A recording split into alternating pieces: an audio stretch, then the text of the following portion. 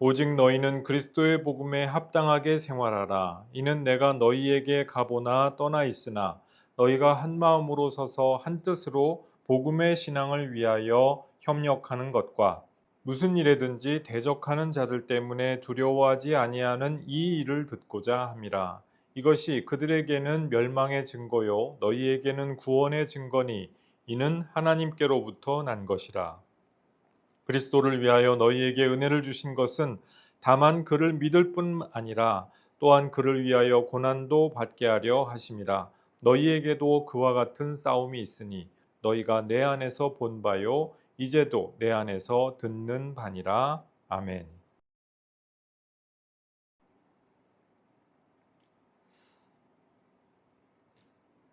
복음에 합당한 믿음의 싸움이라고 하는 제목을 가지고 오늘 본문 말씀 함께 상고하시도록 하겠습니다. 지난주까지 우리는 이 감옥에 갇힌 사도 바울이 우리에게 놀라운 고백을 들려주는 것을 말씀을 들었지요. 내게 사는 것이 그리스도니 죽는 것조차 유익하다. 살아도 그리스도, 죽어도 그리스도.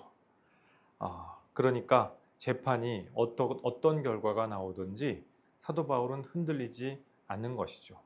그런데 오히려 여러분들의 빌립보 성도들의 믿음의 진보와 기쁨을 위해서 내가 좀 더 살아있겠노라 이렇게 선언하는 장면을 우리가 보았습니다. 근데 오늘 본문은요, 이제 한 단어로 시작하는데 오직이라고 하는 이 단어로 시작한다는 거예요. 그러니까 여기서 이제 바울의 시선이 달라졌어요. 지금까지는 자기 이야기였죠. 근데 이제부터는 여러분의 이야기라는 것입니다.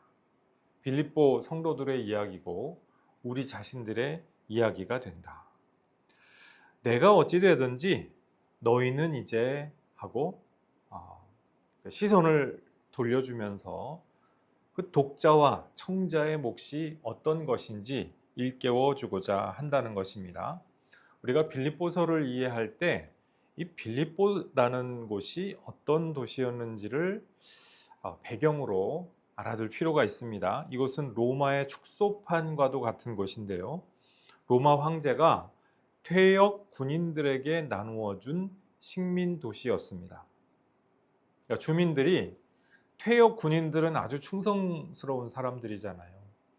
그리고 황제가 주는 그 퇴직연금 같은 것을 받아서 이렇게 남부럽지 않게 살 수 있는 사람들이지 않습니까? 주민들이요 저마다 우리는 로마의 자랑스러운 시민이다라는 이 자부심이 있고요.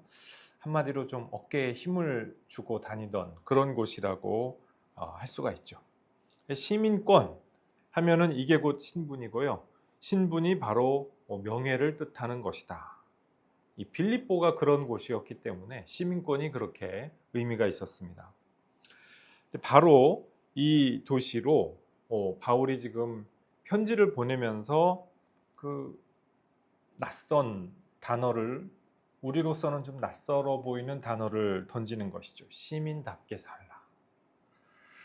그냥 우리 본문 말씀을 보면은 복음에 합당하게 생활하라 그렇게 우리가 번역이 되어 있는데 좀 낯설기 때문에 이것을 좀 풀어서 옮긴 거라고 할 수가 있습니다. 문자적으로 얘기하면 시민답게 살라는 것이에요. 시민 노릇을 해라. 자, 근데 어디에 시민 노릇이에요? 자랑스러운 로마 제국의 시민 노릇을 하라는 이야기이겠습니까? 아니죠. 하나님 나라 시민으로서 시민답게 시민 노릇을 하면서 살아다오. 이것이 바로 복음에 합당하게 살아라 그 말에 담겨 있는 원래적인 의미라고 하는 것이죠. 이제 27절 이하에서 하늘나라 하나님 나라의 시민들이 합당하게 사는 것이 무엇이냐 여기에 대하여서 사도 바울은 세 가지로 말씀을 합니다. 이제 한 절씩 우리가 볼 텐데 27절에 보니까 첫 번째로 하늘나라 하나님 나라 시민은 어떤 사람입니까? 함께 싸우는 사람들이라 이거예요. 어깨를 겹고 함께 싸우는 사람들이 바로 하나님 나라 시민이다. 이렇게 말씀을 합니다. 사도 바울이요, 한 마음으로 서서 또는 한 성령으로 서서 신앙을 위해서 협력하라. 이렇게 말씀을 합니다. 여기서 협력이라고 이것도 옮겼는데, 이 협력이라는 말도 좀 이렇게 유하게 바꾼 겁니다. 원래 의미는 뭐냐? 함께 싸운다는 말이에요. 다짜고짜로 우리가 싸운다는 말 들으면 좀 너무 전투적인 것 같잖아요. 그러니까 아마 이걸 좀 유한 뉘앙스를 주는 말로 협력이라는 말로 아마 번역위원들이 바꾸셨던 것 같은데, 이 원래 문자적인 의미는 함께 싸운다는 뜻이거든요. 이거는 사무실에서 우리가 손발 맞추는 어떤 그런 협력, 요 정도가 아니에요. 이거는 전쟁터에서 쓰이는 그런 말이에요. 네. 방패를 나란히 붙이고 어깨를 곁어서 이렇게 함께 생존을 도모하고자 하는 그런 전열을 이야기하는 말이에요. 우리가 굉장히 빠지기 쉬운 오해가 있죠. 그게 우리가 하나 되라, 이런 말씀을 우리 신약 성경에서 자주 듣지 않습니까? 하나가 되라 하면은 이거는 다투지 말라는 얘기구나, 사이좋게 지내라는 얘기구나. 근데 사도 바울이 말씀하는 하나됨이라고 하는 것은 단지 그 정도 의미가 아니라고 하는 것이에요. 우리가 사교 모임에서 이렇게 화기애애하게 화목하게 지내는 것, 그것도 하나 되는 것이 아니라고는 할 수 없겠지만 그것보다 더 크고 더 절박하고 그리고 진지한 의미가 있습니다. 그게 뭐냐면은 일종의 전투 대형과도 같다는 것이에요. 이 적 앞에서 어깨가 벌어지고 나 하나 살겠다고 움츠러들면 어떻게 되겠어요? 그 사이로 창이 뚫고 들어가는 거예요. 그래서 우리 이제 헬라식 전투 방법에 팔랑스 대형이라는 것이 있죠. 이렇게 촘촘하게 방패를 겹쳐가지고 그 사이로 뚫고 들어오지 못하게 하는 그런 대형. 이제 사도 바울은 아마 여기서 그런 것을 암시를 하고 있는 것 같아요. 하나됨이 우리의 생사를 가를 만큼 시급한 과제가 된다라고 하는 거예요. 근데 우리는 어때요? 실제로 하나 된다 그러면 정반대로 잘하죠. 네? 진리의 이름으로 우리는 너와 타협할 수 없어. 하나 되는 거를 타협이라고 생각을 해요. 요한복음 17장에서 예수께서 우리를 위하여서 기도하시기를 하나 되게 하소서라고 분명히 기도하셨잖아요. 사도 바울도 하나 되라고 분명히 말씀하잖아요. 심지어 그 방법론에 대하여서도 바울 서신 곳곳에서 반복해서 거듭해서 말씀하거든요.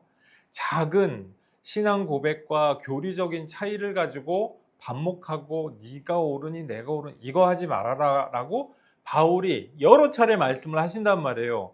로마서, 고린도서신, 갈라디아서, 에베소서, 빌립보서에 이르기까지 그 작은 차이를 뛰어넘을 수 있는 그런 신앙의 관대함과 포용력과 그리고 역동적인 하나됨, 이것을 사도 바울은 계속 말씀을 하는데, 우리는요 진리의 이름으로 갈라서야지. 내가 그래야 진리를 순수하게 지키는 거지. 이 생각이 굉장히 많습니다. 내가 옳다는 확신을 딱 갖고 있으니까 사람을 쉽게 갈라놔 버려요. 갈라치기를 합니다. 소위 말하는. 서로 갈라서기는 쉽죠. 하나 되기는 어렵잖아요. 그런데 사도 바울이 지금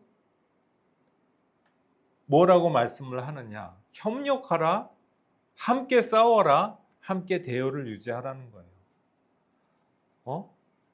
너희들은 감히 나한테 그럴 수가 없지. 나같이 잘 믿는 사람을 너희가 감히? 하면서 딱 배제하고 나는 우리끼리 잘할 거야? 이런 거 말이 돼요? 기독교 신앙은 그런 게 아니에요. 기독교 신앙의 외형이 있을지라도 그것은 진정한 기독교 신앙이라고 보기 어렵습니다. 왜? 이 싸움을 하고 있지 않거든요. 함께 대형을 갖춰서 하는 싸움을 하고 있지 않기 때문에 그 싸움은 진정한 그 싸움에 전장에 있는 사람의 싸움이라고 하기가 어렵습니다. 하나됨을 아주 그 용이 주도하게 거부하고 상대방에게 상대방 신앙의 동지들끼리 서로 막 적으로 돌리고 내부 총질하고 이게 참 안타깝고 슬픈 이야기죠. 우리 믿음의 싸움은 무엇입니까? 내가 진리를 위해서 투쟁한답시고 내 동지를 찌르고 뒤통수 치고 이것이 아니라 너와 내가 믿는 방법이 다른 것 같고 신앙의 언어가 다른 것 같아도 우리는 하나다. 예수님 때문에 우리는 하나다. 이 하나님 나라 도성의 그 시민 명부에는요, 로마의 시민 명부에는 오르지 못했던 사람들이 올라가 있습니다. 보세요. 이 사도행전의 빌립보 도성의 전도 기록을 보면은요, 강가에서 기도하던 여인들이 있죠. 도시 뒷골목에서 배제되는 사람들, 뭐 귀신 들려가지고 그 점치는 그 여종 있잖아요. 이런 사람들 시민이었을까요? 노예가 무슨 시민이에요? 시민권이 없죠. 그러니까 이런 사람들은 전부 로마가 시민으로 쳐주지 않던 사람들이죠. 그런데 이 하나님 나라 도성에서는 이런 사람들까지도 모두가 다 어엿하고 당당한 시민이다라고 하는 것입니다. 하늘나라 시민권은 이 세상이 매기는 어떤 신분표 이런 것들은 그냥 아무것도 아닌 거예요. 다 그냥 찢어버린다고 할 수가 있어요. 그래서 우리가 하나님 나라에서 함께 어깨를 겹고 싸우는 하나님 나라 시민이 된다는 것은 무엇이냐? 신분의 차이를 초월할 수가 있어야겠죠. 또 하나님 나라를 위하여서 싸우는 사람들은 우리 믿음의 작은 차이를 뛰어넘을 수 있는 포용력과 넓은 마음이 있어야겠죠. 그것을 예수님부터가 보여주셨고요. 사도 바울과 사도들이 보여주었어요. 근데 우리는 우리 자신의 그 신앙의 순수성 이것을 주장하면서 너무도 하나됨을 가볍게 그냥 치부해버리는 야합이나 뭐 타협이나 이런 걸로 가볍게 치부해버리는 나쁜 습관이 있다. 이것을 넘어설 때 우리가 진정으로 하나님 나라 시민다운 그와 같은 성도가 된다라고 하는 말씀을 우리가 오늘 본문 말씀에서 우리가 볼 수가 있습니다. 자, 그 다음에 28절 말씀에 보니까 하나님 나라 시민은 어떤 사람입니까? 이 겁주는 자들 앞에서 떨지 않는 사람들입니다. 무슨 일이든지 대적하는 자들 때문에 두려워하지 말라. 사도 바울이 지금 이렇게 말씀을 하고 있죠. 이 대적자는요, 어떤 교회 내부에서 교리를 놓고 막 너는 이단이야 이런 거 다투는 상대를 가리키는 그 표현이 아니에요. 이것은 황제를 주로 부르기를 거부한다는 이유로 감옥에 가두고 생계를 끊고 박해하고 이런 그 제국의 폭력을 가리킵니다. 이 사람들이 그냥 거래처 저 사람이 감히 황제 숭배를 하지 않아? 거래처를 끊어버리는 거예요. 저 사람이 뭐 하나님 믿는답시고 일요일에 감히 나와의 거래 자리에 아니면 뭐 예배 자리에 안 나타나? 황제 숭배 예배 자리에 안 나타나? 저 매국노구만? 조국의 배신자구만? 하면서 거래처를 끊어버리고 박해하고 제국의 폭력이죠. 그런데 사도 바울이 지금 굉장히 놀라운 말씀을 하는 걸 볼 수가 있어요. 여러분이 이와 같은 제국의 폭력 앞에서 떨지 않는 것, 두려워하지 않는 것, 이것이 바로 이 세상 앞에서 표징이 된다라고 하는 것이에요. 무엇의 표징이냐? 겁주어서 사람을 통제하고 자기 힘을 확인하려고 하는 사람들에게는 그 방법은 틀렸어 라고 선언하는 멸망의 표지가 된다라고 하는 것이에요. 그 방법은 틀렸죠. 폭력으로, 강제로 사람의 영혼을 좌우지할 수 있다라고 하는 것은 착각이죠. 근데 그 세상이 그렇게 굴러가거든요. 그리고 우리가 믿는 이 그리스도 예수의 십자가와 부활에 대한 이 믿음의 사건 가운데 온전히 흔들리지 않는 바로 이것이 바로 여러분에게는 구원의 표시다. 이렇게 선언을 하고 있죠. 여기서 우리가 좀 조심해서 잘 생각해 볼 필요가 있어요. 야, 우리는 구원받고 저 사람들은 다 쫄딱 망하는 거지. 파멸이고 멸망이고 심판이지. 하나님이 우리에게 말씀을 주시면서 편가르기를 하자고 하시는 뜻이 아니거든요. 우리가 본문 말씀의 의미를 이걸 거꾸로 듣는 거예요. 그 뜻이 아닌데 예수 천당 불신 지옥이니까 우리가 잘 버티면은 저 사람들은 다 죽는 거야. 이 심판대에 지금 올라야 할 건 뭐예요? 그 사람들이 아니라 그 권력의 작동 방식이죠. 또 그 작동 방식에 기생하는 사람들의 그 삶의 태도죠. 아니, 겁을 주어야 그래야 서 있을 수가 있다라고 그렇게 너도 믿고 나도 믿는다면 그 권력이 온전한 것이겠어요? 누군가 적으로 지목해야만 그 무리가 뭉친다고 한다면 그 권력이 제대로 된 권력이겠냐 이 말씀입니다. 근데요, 이것이 세상이 돌아가는 실제로 돌아가는 이치예요. 도요토미 히데요시가 임진왜란을 일으켰을 때를 생각해 보세요. 당시에 이제 전국 시대가 마감을 하고서 자기가 뭔가 이렇게 일본을 전부 통합해 보겠다고 하는 생각을 가지고 이 일을 벌인 것인데 어떻게 됐어요? 하나로 만들었죠. 하나로 만들긴 만들었는데 내부의 불만을 외부에 투사해 가지고 외부를 치는 걸로 어떻게든 해결을 해보려 했는데 어떻게 됐어요? 그게 망했잖아요. 그리고 그 이후에 일본에서 또 다른 큰 전쟁이 있었잖아요.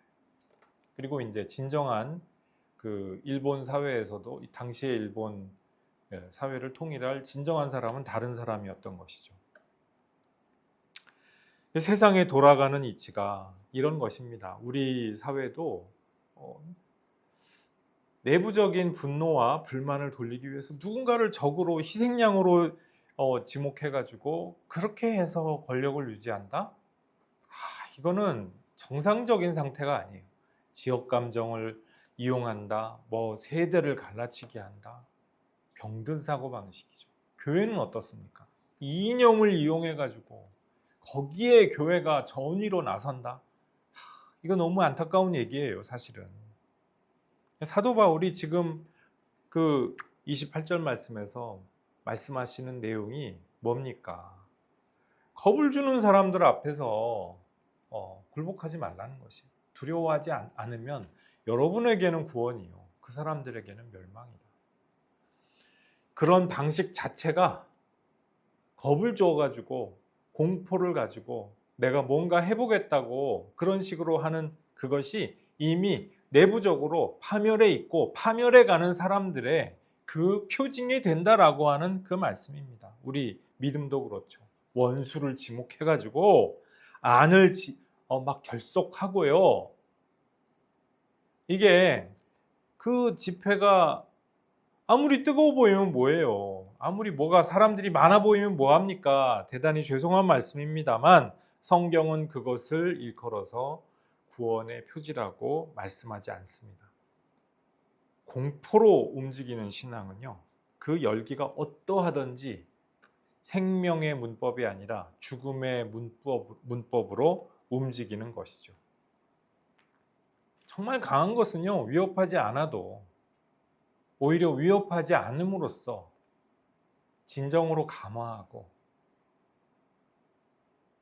진정으로 변화시킬 수 있는 힘이 있지 않겠어요? 그래서 이 오늘 본문 말씀은요, 오늘날 우리의 믿음의 양태, 이것을 다시 좀 돌아보고 성찰하도록 그렇게 우리를 이끌어 주시는 말씀이라고 할 수 있겠습니다.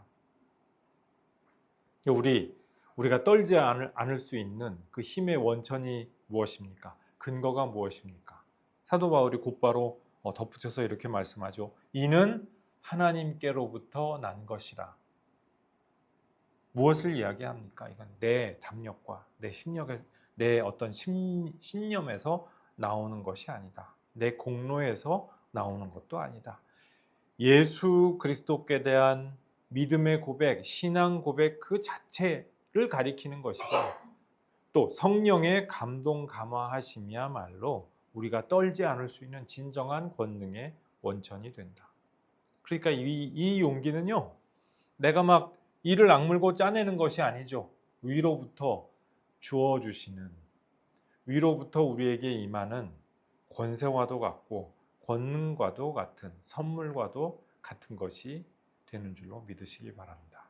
자, 세 번째로요, 하늘나라 시민은요, 이 하나님 나라를 세우신 분, 건국자의 고난을 함께 지는 존재라고 하는 것이에요. 29절 이하에 보니까 그렇게 말씀하고 있죠. 29절 말씀에 보면은요, 이게 참 기묘한 말씀이에요. 눈에 밟히는 것도 같고 목에 걸리는 것도 같은 참 기묘한 말씀이 나옵니다. 하나님이 여러분에게 은혜를 주셨다라고 해요. 그 은혜가 무엇이죠? 믿음이죠. 그런데 그 뒤에 뭐라고 말씀하세요? 그를 믿을 뿐 아니라 또한 그를 위하여 고난도 받게 한다. 우리가 고난받는 게 은혜예요? 믿음이 은혜인 건 우리가 알겠죠. 믿으니까 은혜다. 은혜롭다. 근데 고난이 은혜입니까? 우리가 고난을 받는데 은혜가 됩니까? 이 세상의 어법에서 이게 맞아요? 아니, 고통의 멍에 벗으려고 우리가 나왔다잖아요. 찬송가에서도. 고난은 벗어 던지고 싶은 멍에지 무슨 선물 상자 같은 게 아니지 않겠어요? 옛사람도 오늘날 우리도 사정은 똑같아요. 고통은 어떻게 해서든지 피하고 싶은 게 사실 아니겠어요? 사도 바울이 지금 선언하는 말씀은 뭐예요? 고난은 형벌이 아니라는 거예요. 재수 없는 운명은 더더욱 아니라는 것이에요. 고난은 믿음으로 통과하는 고난은요, 여러분이 오히려 그리스도 편에 서 있기 때문에 통과하게 되는 증거가 된다라고 하는 사실이에요. 세상에 요리조리 고난을 피해가고 나는 힘든 거 싫으니까, 나는 아픈 거 싫으니까 요리조리 고난 피해가면서 나는 은혜 받았어. 천만의 말씀이라 이거예요.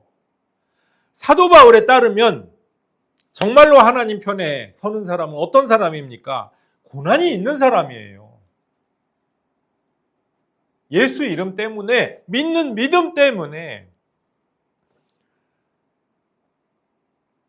내가 고난을 통과하게 되고 원치 않고 힘들지만 고난을 용감하게 견뎌내고 서서 버텨내는 것, 마치 하나님 나라 시민의 신분증과도 같은 것이라 이 말씀이에요. 하나님이 정말로 사랑하시는 사람들은요, 이 고난을 맡기시는 줄 믿으시기 바랍니다. 나에게 고난이 전혀 없다. 나는 너무 편하게 살아서 너무 은혜로운 것 같다. 아니에요. 교회 여러분, 지금까지 내 삶에 이렇다 할 고난이 없었던 것 같으십니까? 회개하시기 바랍니다. 하나님의 은혜를 구하시기 바랍니다. 고난당할 수 있는 용기를 구하시기 부탁드립니다.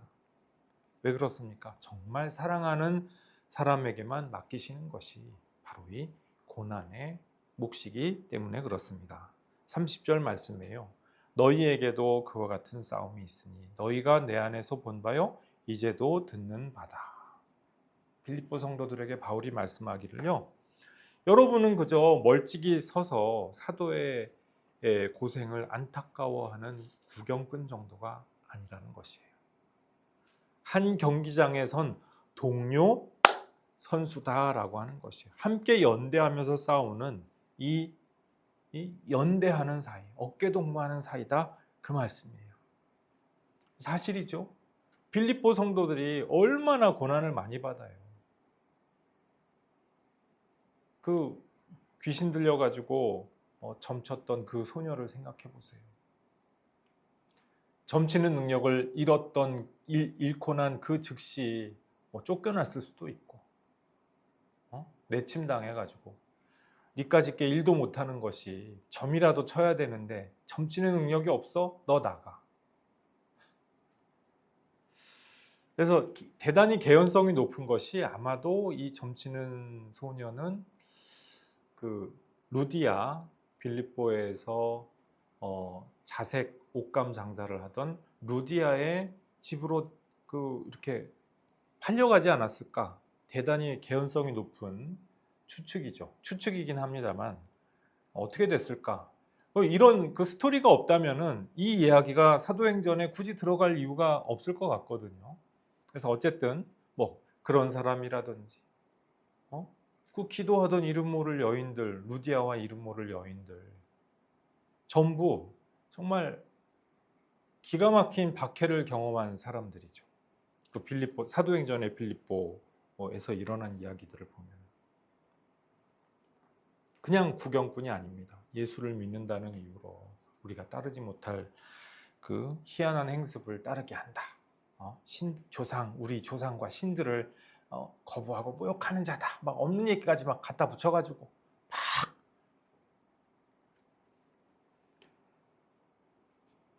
막 같은 처지예요.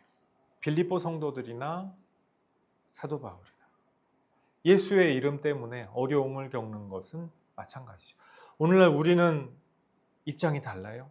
예수의 이름 때문에 사람들 가운데에서 우리가 하지 않은 일 가지고 막 손가락질 당하고 우리가 생각도 해본 적이 없는 일까지도 막 세상이 글자 그대로 미워하는 일이 많죠. 정말 이유 없이 미워하는 일들이 많죠. 그럼에도 우리가 함께 믿는 사람들이 함께 연대하고 살아갈 때, 함께 나아갈 때 우리가 함께 고난을 그리스도의 이름으로 그리스도와 함께 우리 동료 교우들과 함께 고난의 자리에서 그것을 통과할 수가 있다는 것이에요. 우리가 믿는 그 예수의 이름을 우리 심령에 품고 이 세상에서 부당한 것들과 싸워나가고 타협하지 않고 살아가려고 할 때 이 싸움은 참 힘들어요. 왜? 세상은 썩어 있거든요. 여러 가지로 이상하거든요. 그런데 여기서도 용기를 내는 거예요. 예수님이 용기 내셨으니까. 근데 오늘 본문 말씀에 보면은요, 이 싸움은 홀로 이를 악물고 버텨야 하는 그냥 외로운 자기 극복이 아니라고 하는 사실이에요. 예수님과 함께 걸어가는 그 걸음이 되는 줄로 믿습니다. 살아도 그리스도, 죽어도 그리스도이기 때문에 삶과 죽음을 넘어서 예수님을 선택하는 삶, 예수님을 선택하는 죽음이 되는 것입니다. 바로 이와 같은 사나 죽으나 그리스도가 우리의 유익이 되는 그와 같은 은혜가 교우 여러분들 모두에게 임하시기를 주님의 이름으로 축복합니다. 자, 빌립보 성도들이요, 본 바가 있죠. 사도 바울의 그 믿음의 투쟁 가운데에서 본 바가 있습니다. 광장에서 옷이 찢기고 매를 맞았고 가장 깊은 지하 감옥에 던져져 가지고 발에 착고가 채워지고 사람들이 신음하는 그 자리에서 바울과 실라가 어떻게 했어요? 찬송을 드리잖아요. 한밤중에 찬송을 감옥에서. 옆방 죄수들은 저 사람들이 뭐지? 왜 저러지? 왜 저러는 거야? 하면서 기이하다는 그 느낌을 가지고 그 찬송 소리를 들었겠죠. 근데 하나님 나라 시민들이 삶을 살아가는 그 행보의 방식이 바로 그런 것입니다. 착고가 발을 묶어도 입에서 탄식과 짜증나는 소리가 아니라 찬송이 나오는, 비명이 아니라 하나님의 영광을 찬양하는 그 믿음의 이야기가 나오는 것. 빌립보 성도들은요, 그 밤을 기억하고 있었어요. 빌립보에서 그 바울과 실라가 찬송하는 그 가운데에서 그걸 목격한 사람이 누구예요? 감옥의 간수잖아요. 와, 다 없어졌으니까 나는 큰일 났네. 죽으려고 했던 그 사람에게 사도 바울이 죽지 마라. 우리 다 여기 있어. 바로 그런 일이 있었잖아요.